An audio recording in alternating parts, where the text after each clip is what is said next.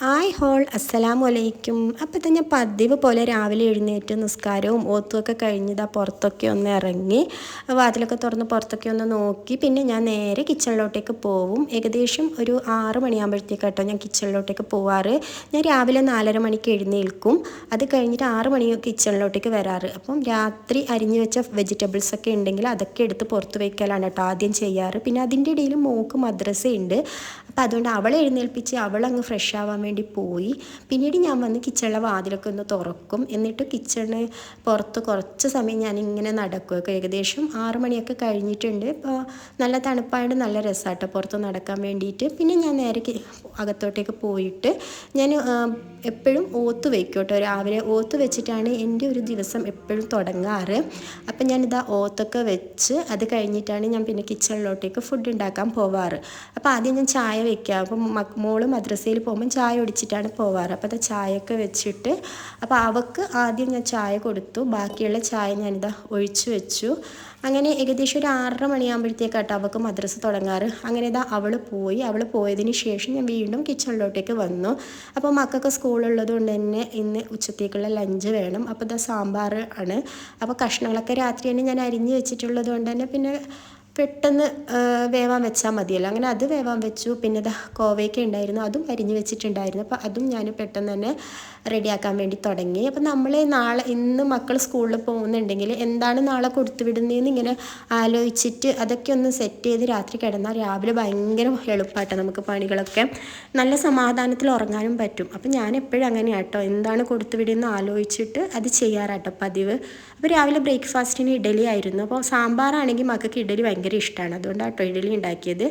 അങ്ങനെ ഇഡലി അങ്ങനെ വേവാൻ വെച്ചു. പിന്നെ സാമ്പാറും സെറ്റ് ചെയ്തു. അപ്പോൾ ഇവിടെ തേങ്ങ വറുത്തരിക്കുന്ന സാമ്പാർ ഇഷ്ടമല്ല, ഇതുപോലെയുള്ള സാമ്പാറാട്ടോ ഇഷ്ടം. അപ്പോൾ അതുകൊണ്ട് സാമ്പാർ അങ്ങനെ സെറ്റായി. പിന്നെ ഞാൻ കുറച്ച് സമയം അകത്തോട്ടേക്ക് പോയി. പിന്നെ റൂമിൻ്റെ കർട്ടണൊക്കെ ഒന്ന് നീക്കി. ഇപ്പോൾ കുറച്ച് വെളിച്ചമൊക്കെ വന്നു. ഒരു 7 മണി ആയിട്ടുണ്ട് കേട്ടോ.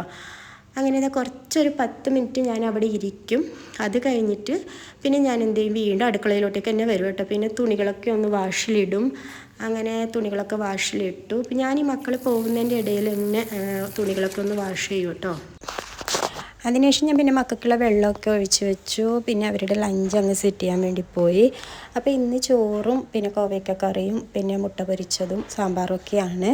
അപ്പോൾ എല്ലാ ദിവസവും ഇങ്ങനെ ഇല്ല, ഉള്ളത് ഓരോ ദിവസവും എന്താണോ ഉള്ളത് അതാട്ടോ കൊടുക്കാറ്. മിക്കവാറും ചോറ് തന്നെയാണ് കൊണ്ടുപോകാറ്. ഇടയ്ക്ക് രാവിലെ ഉണ്ടാക്കിയ ബ്രേക്ക്ഫാസ്റ്റും അവർ കൊണ്ടുപോകാറുണ്ട്.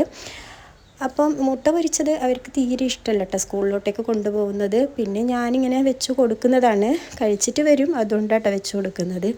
പിന്നെ ഞാൻ സാമ്പാർ പിന്നെ വേറൊരു പാത്രത്തിലോട്ടേക്ക് തന്നെ ഒഴിച്ചു കൊടുത്തു. അങ്ങനെ അതും സെറ്റ് ചെയ്തു. പിന്നെ ഫ്രൂട്ട്സ് കൊടുത്ത് വിടാറുണ്ട് കേട്ടോ. അപ്പോൾ ഇന്ന് സ്ട്രോബെറി ആയിരുന്നു. അപ്പോൾ അത് കഴുകി കട്ട് ചെയ്തിട്ട് അതിങ്ങനെ പാത്രത്തിലോട്ടേക്ക് ആക്കിയിട്ട് വെച്ച് കൊടുക്കുകയാണ്. അപ്പോൾ അതും കഴിഞ്ഞു. അങ്ങനെ അവരുടെ ലഞ്ച് അങ്ങ് സെറ്റായി. അപ്പോൾ അങ്ങനെ അതൊക്കെ അങ്ങനെ ബാഗിലേക്ക് ആക്കി വെക്കുക കേട്ടോ. അപ്പോൾ ഞാൻ കറി ഒരു ടവലിൽ പൊതിഞ്ഞ് വെക്കും കേട്ടോ, ലീക്കാവുന്നതിന് വേണ്ടിയിട്ട്. ശരിക്കും ഇത്രയും കഴിയുമ്പോൾ എനിക്ക് ഭയങ്കര ആശ്വാസമാണ് കേട്ടോ. അങ്ങനെ അതൊക്കെ കഴിഞ്ഞിട്ടാട്ടോ ഞാൻ മോളെ വിളിക്കാറ്. പക്ഷേ ഇന്നെന്തോ അവൾ തനിയെ എഴുന്നേറ്റ് വന്നിട്ടുണ്ട്. അങ്ങനെ അവൾ എഴുന്നേറ്റ് വന്നു. പിന്നെ അവളെ കുളിപ്പിച്ച് അവൾക്ക് ചായയൊക്കെ കൊടുത്ത് അവളെ റെഡിയാക്കി.